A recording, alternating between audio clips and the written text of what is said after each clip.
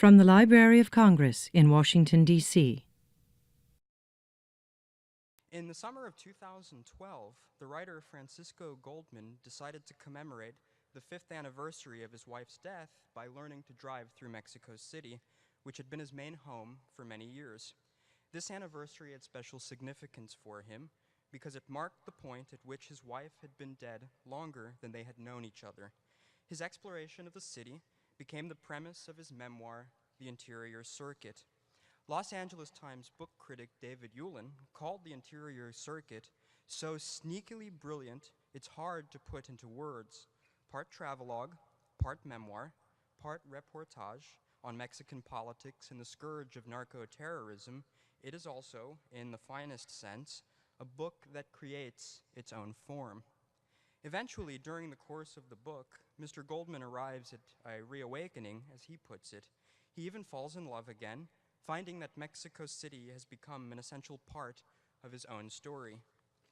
Mr. Goldman, who teaches at Trinity College in Hartford, Connecticut, is perhaps best known for his 2011 book, Say Her Name, which also rested with his wife's premature death. The book was awarded France's prestigious Prix Femina-winning, an award that has also been given to J.M. Coetzee, Ian McEwan, and Richard Ford. Colm Toibin, reviewing it for The Guardian, called it a masterpiece of storytelling and scene setting, and it gives me great pleasure to introduce to you Francisco Goldman.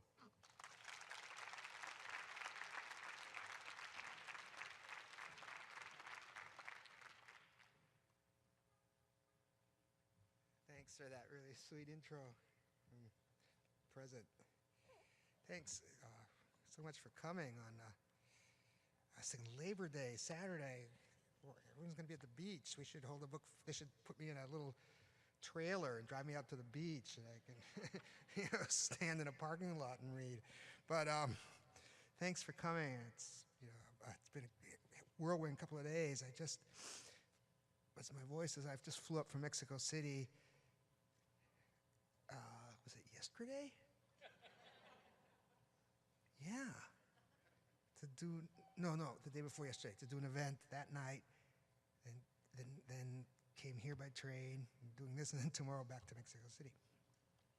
I'm gonna just read a little bit, just the opening, not even the opening pages, a few pages from around the beginning, just to give a little bit of a scene, set the scene a bit, and I'll talk a little bit about the book. And then I much prefer to talk to the audience, so I'll try to get to leave it almost half the event for Q&A. That's okay with you guys, okay? So I begin. The book opens when I talk about the neighborhood I lived in from '98 to 2003, where there was a traffic roundabout called very ordinary traffic roundabout called the Glorieta Citlaltepetl. Roundabouts take on a kind of a totemic, sinister quality in this book, which is about terror of driving in Mexico City in part, because some of the roundabouts are so completely intimidating. But this is a very quiet little one in a really beautiful residential neighborhood where I lived for a number of years. La Colonia Condesa, I'm sure a lot of you have heard of it. It's sort of the equivalent of the Mexico City trendy hipster neighborhood now. So I'll just read a few pages. One late morning, 10 or so years ago, the traffic, as usual at that hour, light. As I was walking across the Glorieta Citlaltepetl, I noticed a dark-colored Volkswagen Beetle going around and around it. Probably it was nothing more than that repeated circling that made me stop and watch. Or else maybe, for a moment, I semi-consciously wondered why a taxi, because back then, most of the VW Beetles you saw in Mexico City were taxis, would be going round and round as if the driver were lost in a manner that just circling the roundabout was unlikely to solve, or couldn't find the exact address on the Glorieta that his passenger was stubbornly insisting on, or else was running up the fare on a sleeping or passed out passenger in this demented way. But I must have quickly noticed that it wasn't a taxi. Lettering on the VW's doors identified it as a driving school car. When it went past again, I saw that the student driver, his instructor seated alongside on the passenger seat, was a silver-haired man with a mustache, well into his 70s at least, dressed in white shirt, tie, and suit jacket. The student driver sat erect behind the wheel, grasping it with both hands at 10 and 2 o'clock, his posture, his protruding neck above the tie, giving an impression of elegant lankiness. My memory of his face seems vivid, except the face I recall exactly remembers that of Jed Clampett, the Beverly Hillbillies patriarch, though with a brown complexion. What, I wondered, had inspired this man to learn to drive at his age? His attire suggested that the driving lesson was a pretty momentous occasion for him. Or maybe he was just that sort of old Mexican who never went out anywhere unless in suit and tie. I imagined the scene at his home earlier that morning when he was leaving for his lesson, an affectionate and proud send-off from his wife, or maybe an affectionately teasing or ironic one, or maybe he lived with a daughter, or maybe it was one of those inertia-defying widowerhood decisions that he would finally learn to drive, which is almost precisely what, in the summer of 2012, it would be for me. July 25th would mark the 5th anniversary of my wife Aura Estrada's death. Aura died in Mexico City, in the Angeles de Pedregal hospital in the city's south, 24 hours after severely breaking her spine while body surfing in Mazunte on the Pacific coast of Oaxaca. She was 30 years old, and we'd been married a month short of 2 years. Unlike the elderly man circling the Glorieta, I wasn't a beginning driver. I did know how to drive, but I didn't know how to drive in Mexico City, where I mostly depended on taxis and public transportation to get around. I could count on one hand the number of times I'd tried to drive there, though I'd been living in the Distrito Federal, the DF, as the city is formerly but also popularly called, off and on for 20 years. The DF has a population of about 8 million, but during weekdays, with so many commuters pouring in from surrounding metropolitan Mexico State to work, the number swells to 20 million. The seemingly anarchic chaos and confusion of the city's traffic had always intimidated and even terrified me. Octopus intersections and roundabouts like wide demolition derby arenas, cars densely crisscrossing simultaneously from all directions and all somehow missing each other, streaming through each other like ghosts, busy cross streets without traffic lights or stop signs, one-way streets that change direction from one block to another, jammed multi-lane expressways and looping overpasses, where a missed exit invariably means a miscalculated turn onto another expressway or avenue headed off in some unknown direction, or a descent into a bewildering snarl of streets in some neighborhood you've never been to or even heard of before.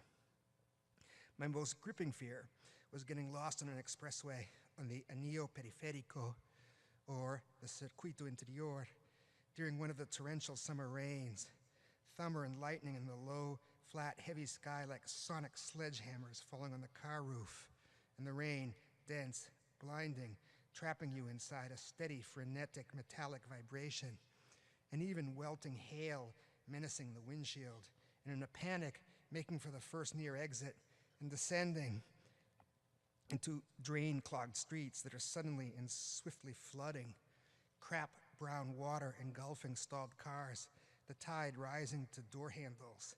Newspapers publish photographs of those routine calamities all summer long.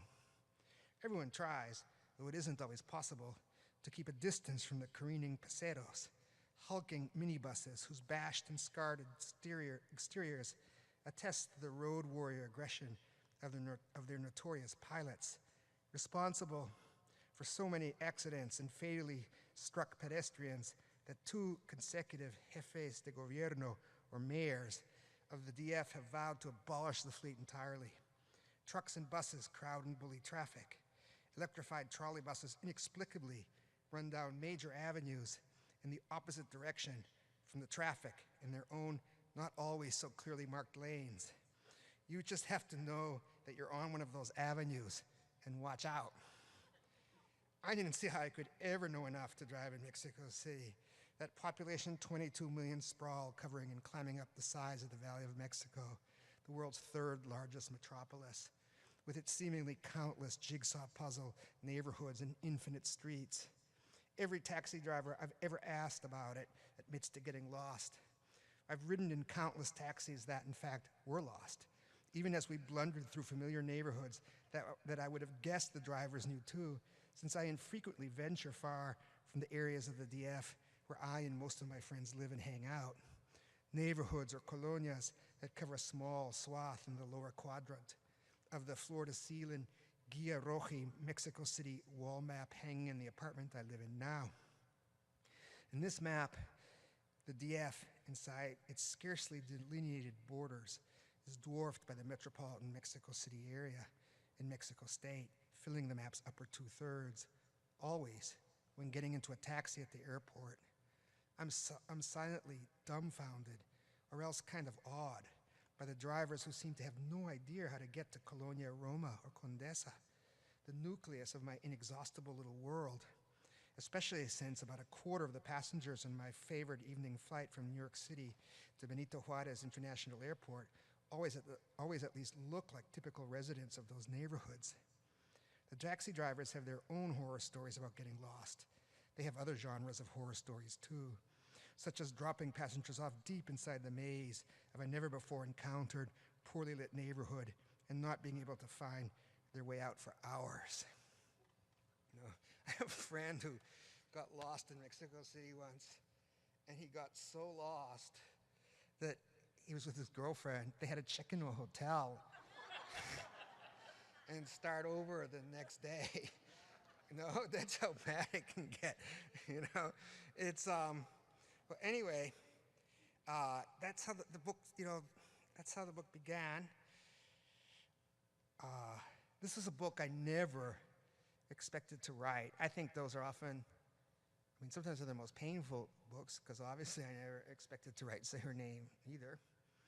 No, it's which is about, you know, the death of Aura and our love together. But this really, but I think that when books sort of like the way this one did, you know, come to the writer as such a surprise, you know, because they exert their own crazy urgency and their own unexpected energy. I always think that's, for the writer anyway, akin to really taking a really unexpected, intense journey. This was originally just going to be a magazine article. And it was, I was going to, at the heart of the first half of the book is what I call the driving experiment, the driving project. This was, you know, we were going into the fifth summer. It's been 5 years of grieving, you know. And 5 years is you know, a long time. And as Tim just said, you know, Aura and I had gone out for 5 years. And so it felt very symbolic. It's like now we're going to reach a moment where, you know, I will have been without her longer than I had been with her. And of course, her death had been so violent and horrible. You know, it had left all kinds of emotional troubles. And so by the time I got to the fifth year, I was really ready. I really felt I was dragging a weight. I felt, am I ever going to get out of this? Is this just going to go forever? And to me, I realized that when Aura and I were together, even though we didn't own a car in New York like people don't, because, you know, Aura was getting her PhD at Columbia, so we'd live during the school year in New York and then go back to Mexico. You know, but we rented cars a lot. We went over to Europe, we rented cars. In Mexico City, she had a little car. You know, we were always driving places. And then when I said, since she died, I haven't gotten behind the wheel of a car even once, not even once in 5 years. And that seemed to me like such a symbol of the incredible lassitude and loneliness and shut-inness of grief, right? Nowhere to go, nobody to go with kind of attitude, right? And I said, well, that ought to be easy to fix. I'll just learn to drive. I'll just drive, make myself drive. And it began to become this sort of symbol to me of kind of trying to reassert control over my life and not let grief control my life anymore. And, it was always going to be there, but it had been really controlling me, I think, which is inevitable. But it was time to really try to,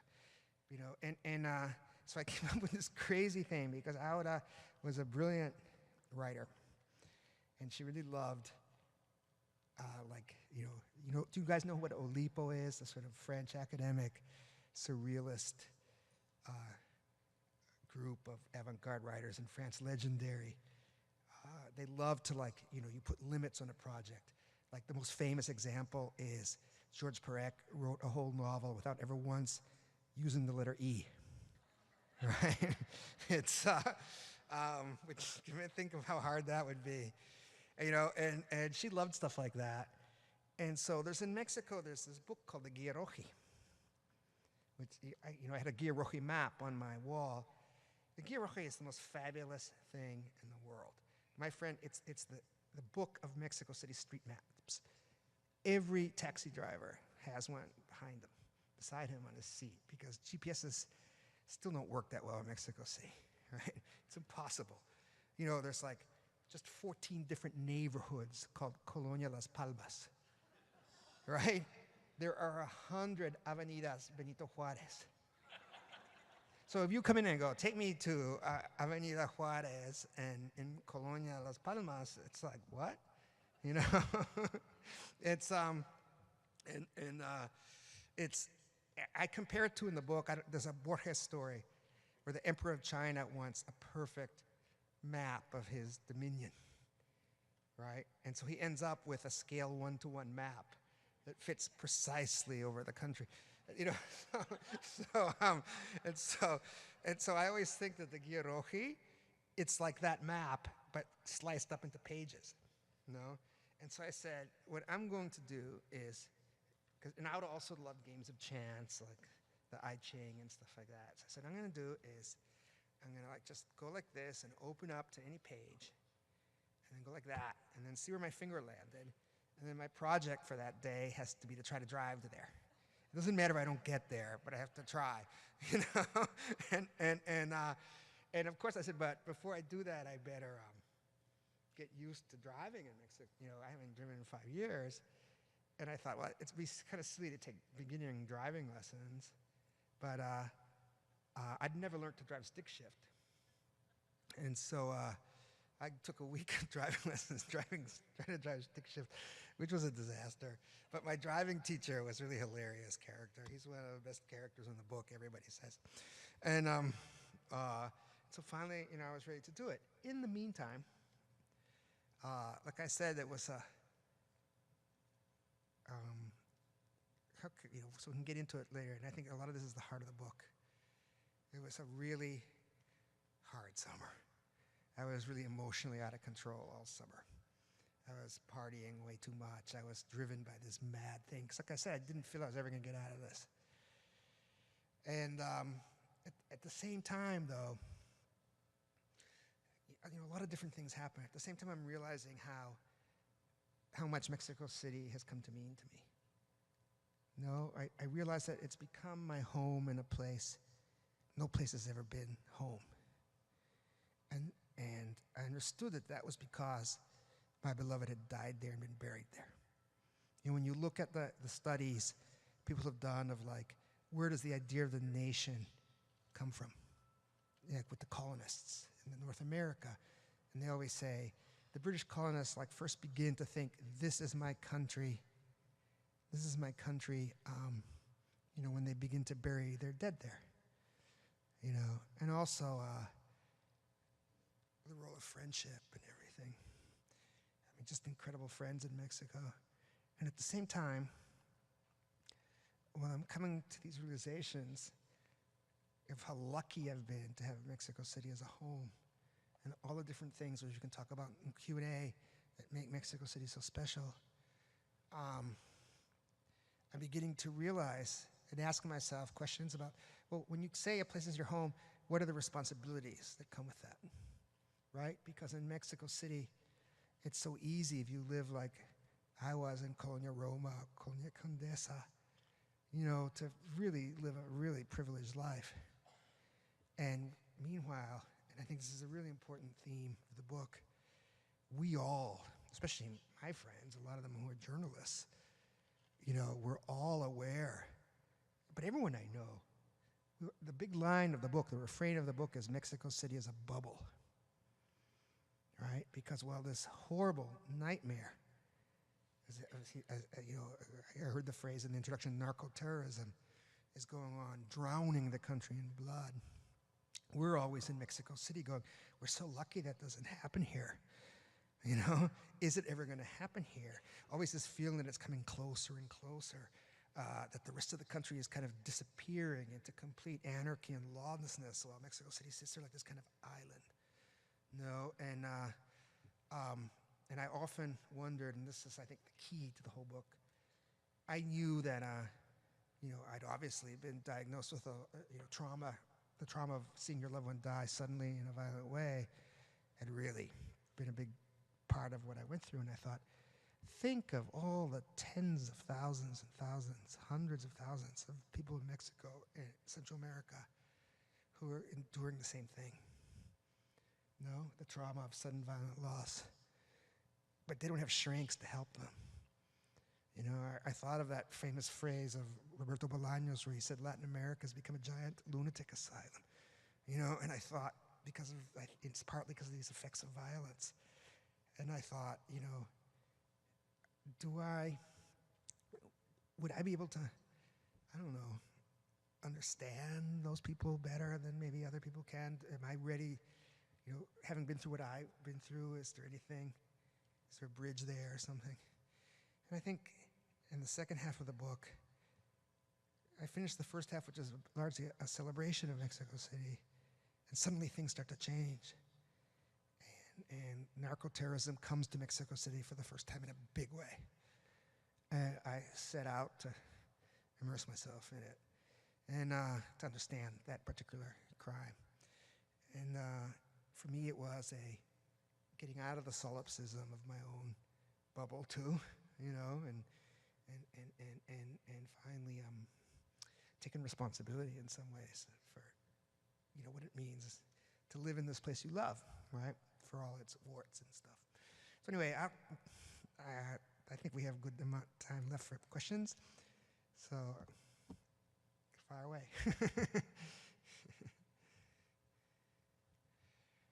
Sure. On my mom's side. Yeah. Yeah. Oh, I'm sorry. She asked me if I'm originally Guatemalan. And I said, on my mother's side, and I had all my life really close relationships to my family in Guatemala and Guatemala itself, and I still do. I have to go there September 6th to give a talk. The UN invited me, no, on judicial issues and transparency, a journalist's role in judicial issues. And I first went to Mexico City when I was working as a young freelance journalist and working on my first novel. I was only doing magazine articles to keep me alive while I worked on Long Night of White Chickens, my first novel. And, but Harper's, which was the magazine I wrote for, couldn't pay me in Guatemala City. And so the only way they could get me my pay, you know, and I could live on nothing. It was incredible. I could live on like $3,000 a year. Yeah, I lived in my grandmother's house, my late grandmother's house. A little more than whatever. You'd only get like $1,000 an article back then, and I would do like 4 a year. You know, I had to go up to Mexico City to get paid, and it was just an incredible trip. I got there, it was right before Christmas, and the banks were going to be closed for 9 days. So I did not have a penny. Friends had to like, give me handouts or lend me money. And but I just fell in love with the city. I'll never forget. I tell it in the book where I might go to the art museum, Rufino Tamayo. It's my first day, my first afternoon in Mexico City, and I'm just wandering through this art museum, and I meet this really pretty young artist girl. And I don't know, I still don't remember how it happened, but suddenly we're making out outside in front of the, and then she says, oh, well, I'm going with my family home to the Yucatan for Christmas. I'm like, well, oh, when will you be back? And she's like, oh, I don't know, in like 2 weeks. So I never saw her again. Because I didn't come back to Mexico City to get a new round of paychecks for, a very long time. And by then I think I'd even lost her number and stuff. There was no email back then.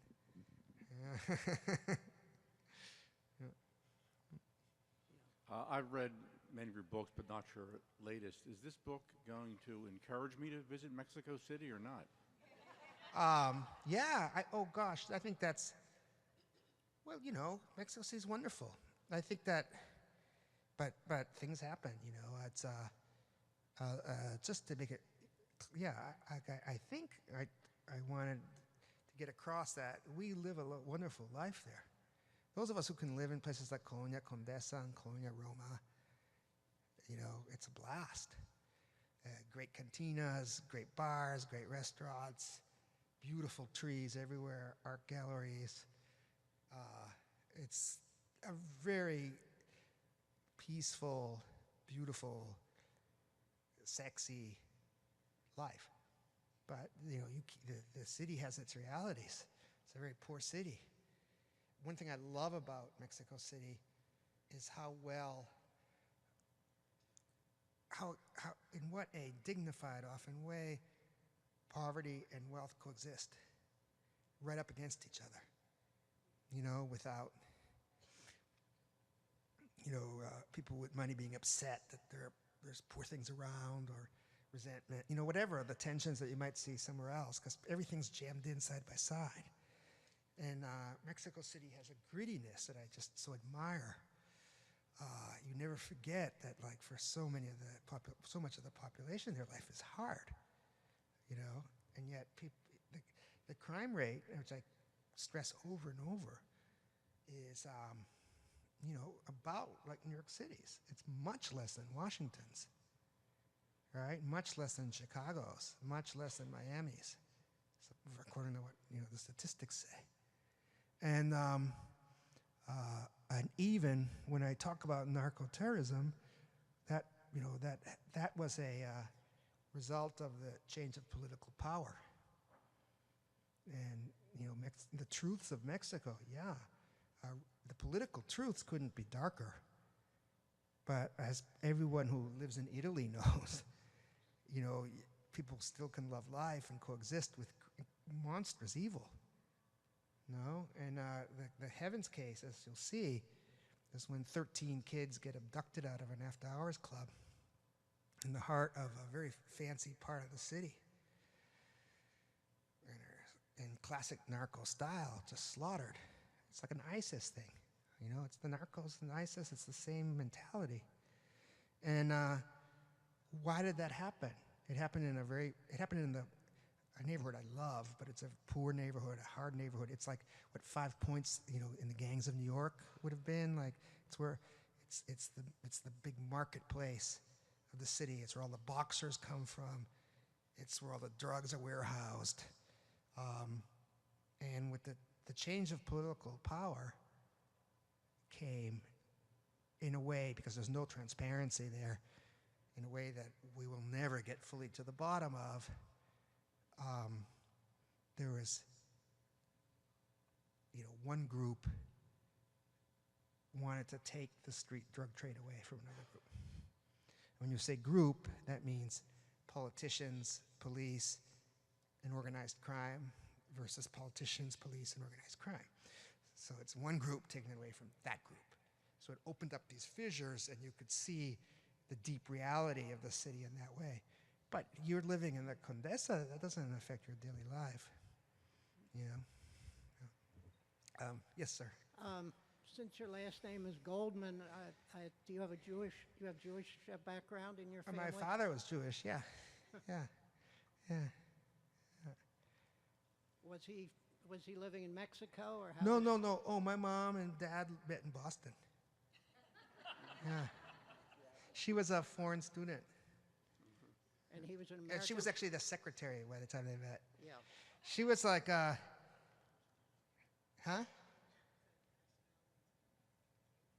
Who? No, I don't know, I'm U.S. citizen. Yeah. Yeah. Yes?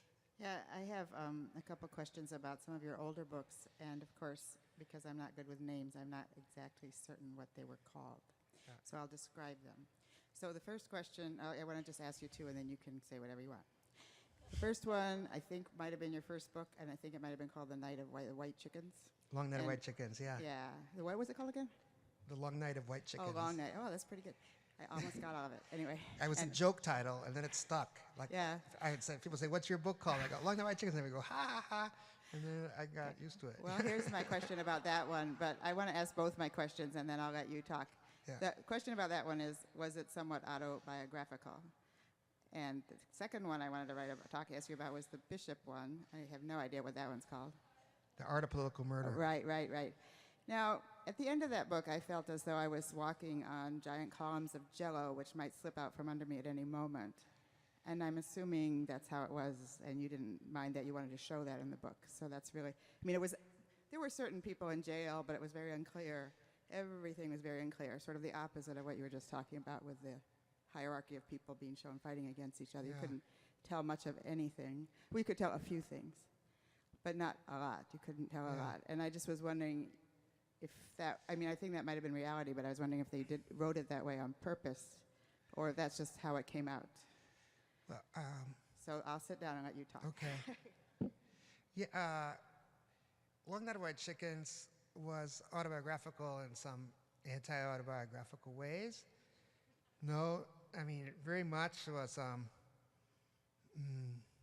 lot of it was, true to my experience of living in Guatemala City during the war in the 80s, which was really an education. And I was there for most of the 80s. The parts of the book that are about my family is kind of strange, because I didn't really want to write about my family.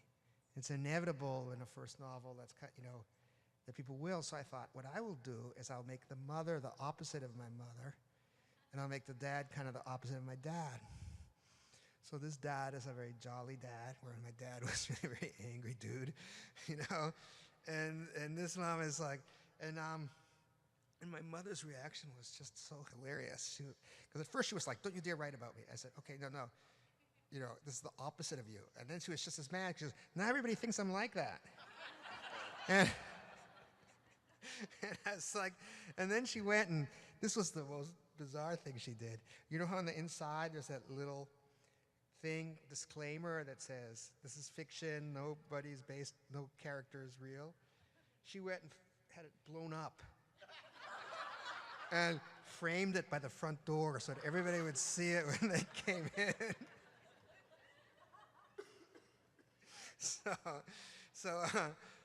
And as for Flor, there was never one, my grandmother sent up a series of young women.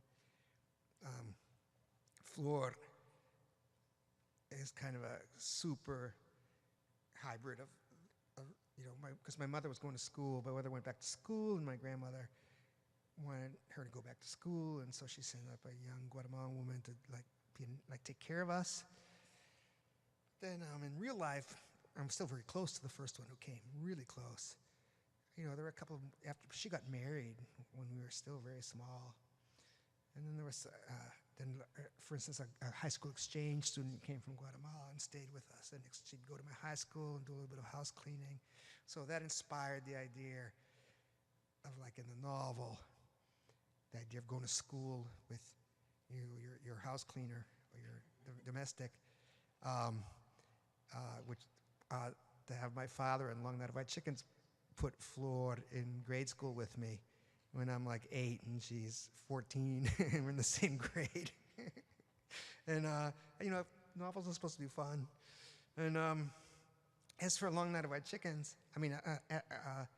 Art of Political Murder, well, it was really a terrifying trial, case. There's still a lot we don't know about it. All we know for sure is that military intelligence did it.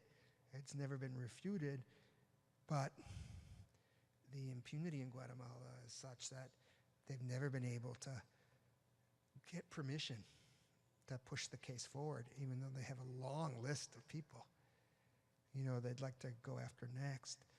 But sure, a lot of,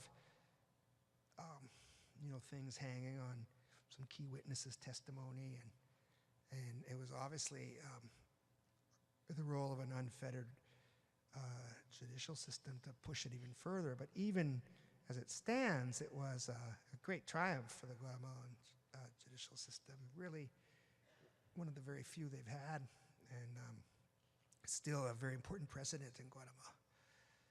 Yeah. Yes.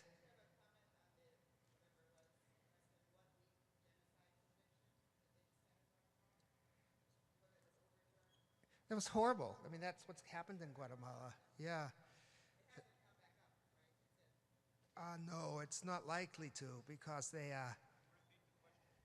she wanted to know, the Guatemalan genocide case a little over a year ago when Rios Montt was convicted, General Rios Montt was convicted of genocide, and the Constitutional Court, in a completely fallacious ruling, overturned it. They have that kind of power. No one, it's no serious judicial scholar has said that was a legitimate ruling. Do I think the case supposedly is supposed to be retried? But they fired the prosecutor, who was the heroic prosecutor, who was the only person capable of taking that case forward, and they suspended the judge, who was the only person capable of trying. Same judge who presided over the Bishop Herardi murder trial. She's suspended for a year. I think there's no way. It has a very slim chance to go forward.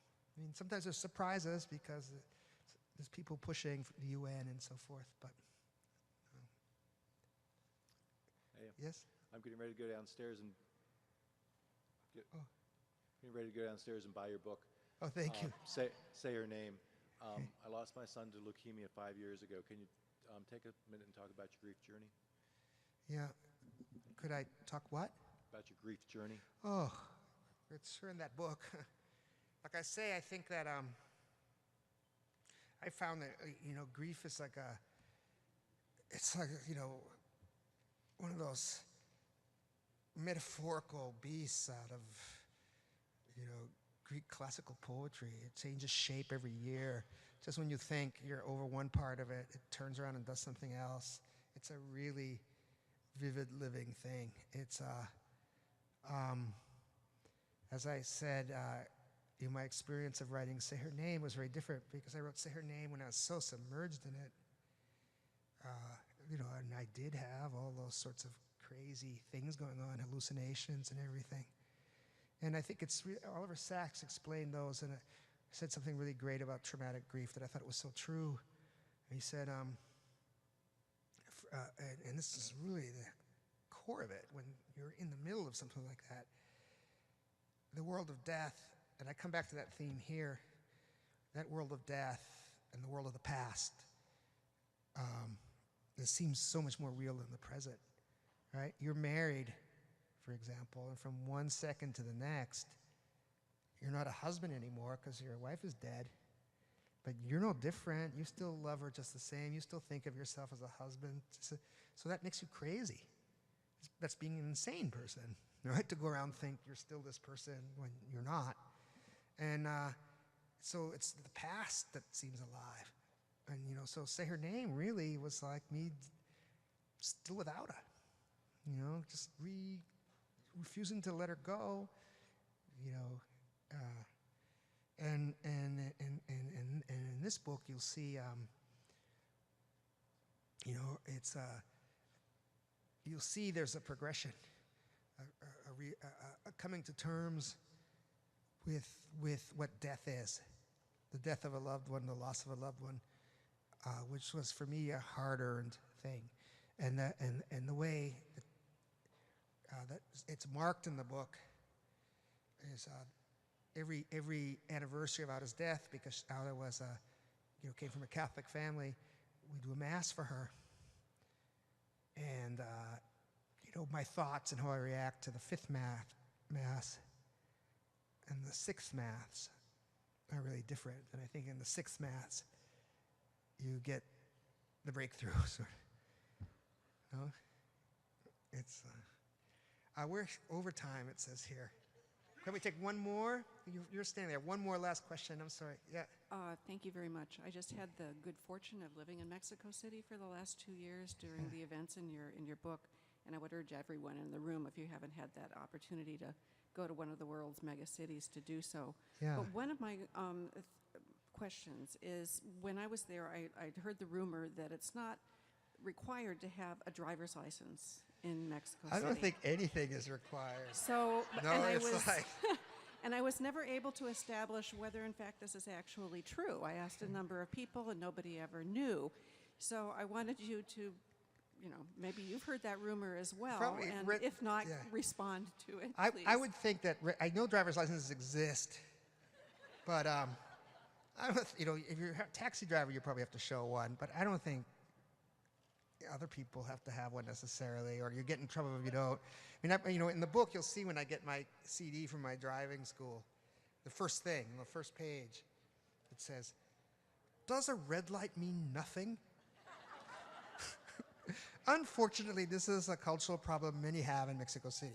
No, that's how my driving school lessons start. So, and yet Mexicans are incredible drivers. Like you'd never see an accident. It's like they're unbelievable drivers. It's so. All right, I guess. Thank you all very much.